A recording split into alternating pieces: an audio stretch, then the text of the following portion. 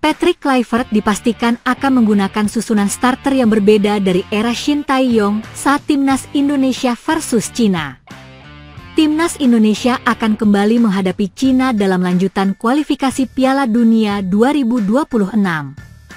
Laga pertama melawan Cina di Qingdao berakhir dengan kekalahan 1-2 pada Oktober 2024. Kini skuad Merah Putih akan menjadi tuan rumah di Stadion Utama Gelora Bung Karno, Jakarta, 5 Juni 2025. Kluivert tidak akan bisa memasang starter yang sama seperti Shin karena ketersediaan pemain yang berbeda.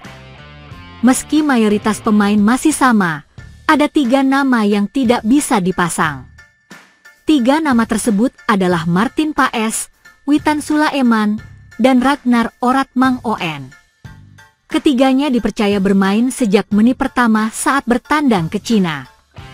Kini Paes, Witan, dan Ragnar tidak akan ambil bagian. Paes dilarang tampil melawan Cina karena harus menjalani akumulasi kartu kuning. Witan tidak dipanggil ke dalam tim oleh Kluivert, sementara Ragnar sakit dan tak ikut pemusatan latihan. Tanpa Paes di bawah Mistar, akan ada 4 pemain yang bersaing mengisi posisi tersebut.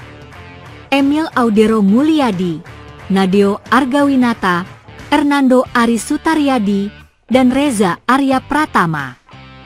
Sementara yang bisa menggantikan Witan di lini tengah juga cukup banyak. Mulai dari Stefano Lillipali yang kembali dipanggil, Yakob Sayuri yang debut masuk ke TC di bawah era Kluivert, hingga Egy Maulana Fikri, Rafael Struijk, Eliano Reigers. Sebagai pengganti Ragnar juga terdapat sederet stok. Ula Romeni, Lillipali, Egy, Struijk, Septian Bagaskara, dan Ramadan Sananta punya peluang. Saat menghadapi Cina 7 bulan silam, Timnas Indonesia yang masih berada di bawah kendali STY memainkan formasi 5-4-1. Selain itu pemain seperti Ula Romeni, Ding James, Joey Plupesi, dan Stefano Lillipali belum ada dalam skuad Timnas Indonesia. Kini Kluivert punya beban target meraih kemenangan atas Cina agar Timnas Indonesia tetap berpeluang ke Piala Dunia 2026. Tidak terasa kalau kini sudah memasuki akhir bulan Mei, di mana artinya pertandingan krusial babak round 3 versus Cina dan Jepang tinggal menghitung hari saja. Dan kedua tim juga sudah mengumumkan siapa saja pemain yang akan bersaing untuk memperebutkan peringkat 3 atau 4. Khususnya Indonesia dan Cina. Dan kemungkinan besar Indonesia akan dipimpin oleh Coach Alex Pastor sebagai pelatih kepala sekaligus otak dalam menyusun strategi seperti laga versus Bahrain kemarin.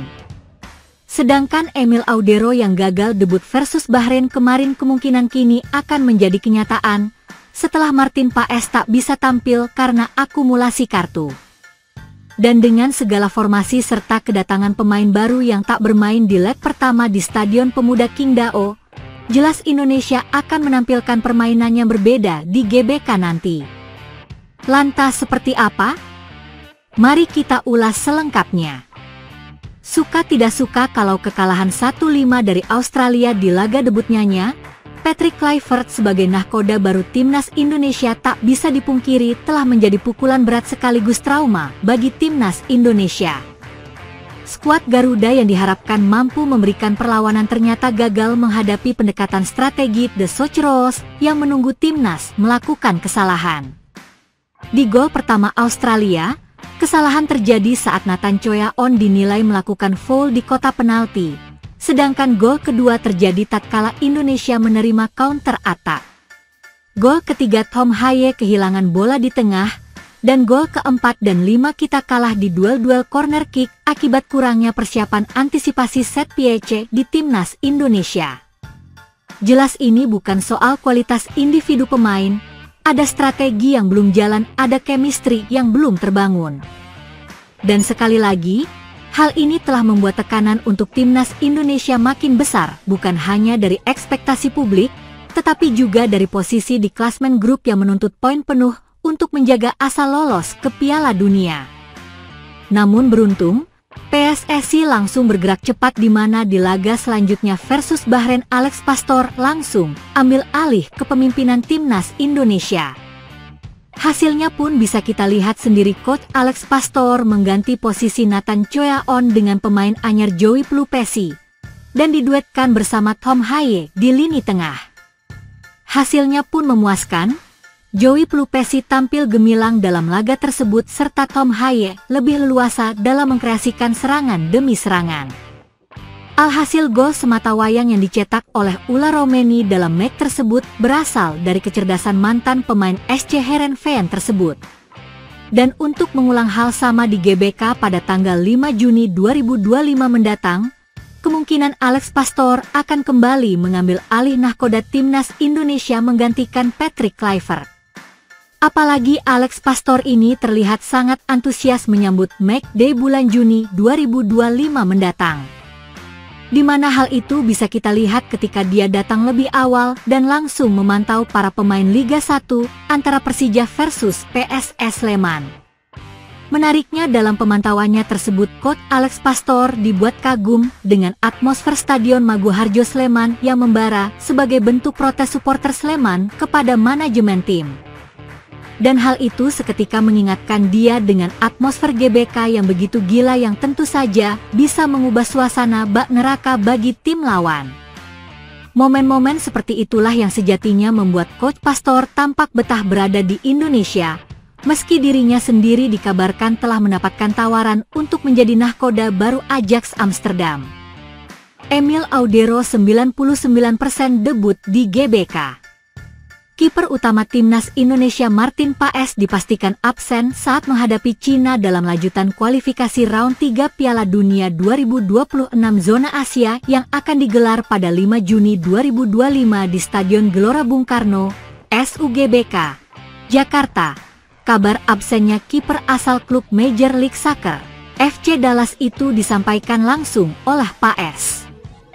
Paes harus menepi akibat akumulasi kartu kuning yang diterimanya sepanjang babak kualifikasi. Saya tahu aturan di AFC, saat kita mendapatkan 2 kartu kuning akan mendapatkan sanksi, ujar Paes. Salah satu kartu kuning tersebut ia terima saat debutnya melawan Arab Saudi dalam laga yang berlangsung panas dan penuh tekanan.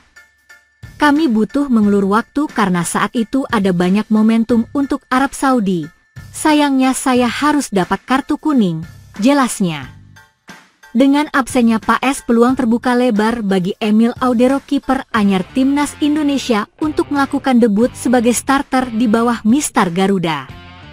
Emil sendiri punya kualitas yang tak kalah dengan Martin Paes dan hal itu dia juga tunjukkan bersama Palermo. Sementara Rafael Struijk kurang memuaskan dalam beberapa pertandingan terakhir. Selain itu di klubnya sendiri dia juga kurang mendapatkan jam bermain. Sementara Ula Romeni menjadi pemain paling menonjol di 2 laga terakhir versus Australia dan Bahrain. Kecepatan kerja keras dan kemampuannya menciptakan ruang memberi harapan baru bagi lini serang Indonesia. Dan 2 gol di 2 laga debutnya seolah mengirimkan sinyal positif jika Indonesia punya sosok yang bisa diandalkan. Selain itu Eliano Reigders juga yang masuk menggantikan Rafael Struijk di babak kedua juga tampil impresif. Eliano menunjukkan kreativitas visi permainan dan ketenangan yang membuatnya layak mendapatkan perhatian lebih. Selain itu akhir-akhir ini Eliano menjadi salah satu sosok yang tak tergantikan bersama timnya di Eredivisie, Belanda. Bahkan baru-baru ini dia berhasil membawa timnya meraih kemenangan dan Eliano Reigders berhasil mencetak 1 gol. Bicara soal Ula Romeni, dirinya sendiri telah membuktikan kualitasnya dengan permainan yang menonjol. Melawan Australia dan Bahrain, kecepatannya dalam menusuk pertahanan lawan dan kemampuan duel 1 lawan 1 membuatnya sulit dihentikan. Di posisi sayap kiri atau sebagai penyerang tengah, Ula Romeni bisa menjadi motor serangan yang terus mengancam lini belakang Cina. Dan kemungkinan pada tanggal 5 Juni nanti, Ula Romeni bakal menjadi daya gedor utama timnas Indonesia untuk mencetak pundi-pundi gol.